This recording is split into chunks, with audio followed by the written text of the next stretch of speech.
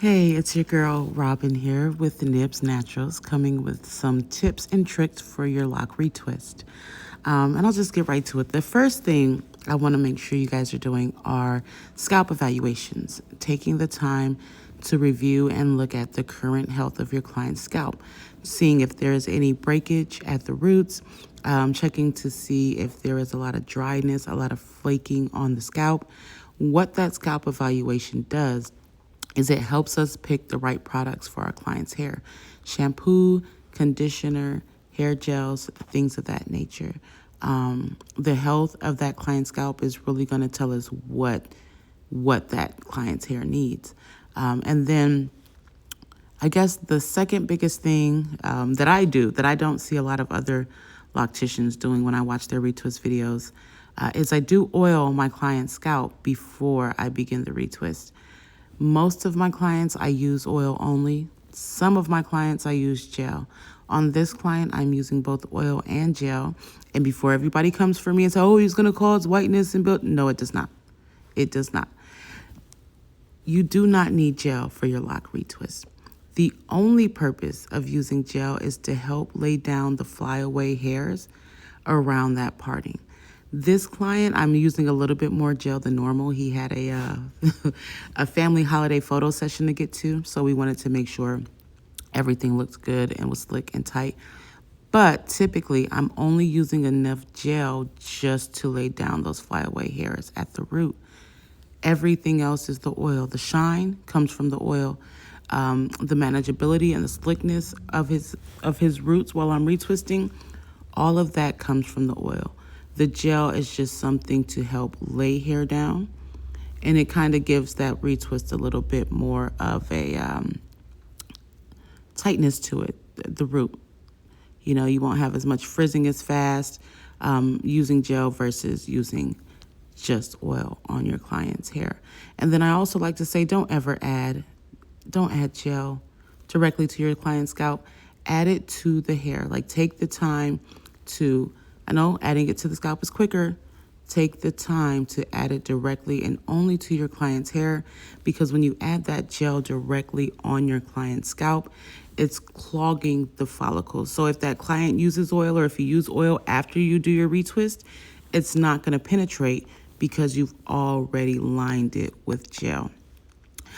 So the other two tips I have come with your technique in keeping things tight. Number one, as you can see, I am using clips. Yes, I love my clips. Clips keep things tight. Clips keep things together. The other thing I use in conjunction with clips to make sure that retwist is tight and stays tight at the root is I twist with my comb.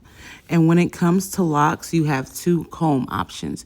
You can use a tapered styling comb, or what they call a taper barber comb, or just a regular styling comb. And the size of the locks really determines which comb you'd use. Small to medium locks get the smaller taper comb, while larger locks get the regular styling comb. And I see people all the time, they'll start with the comb, they'll do the first twist, and then they'll retwist the rest of the way. For the most part, when I'm using my comb, I'm retwisting the entire thing. Now, I won't twist it scalp tight because I still do the locksmithing and the palm rolling, so that's going to add to it. But for the most part, I'm going to take my comb. I'm going to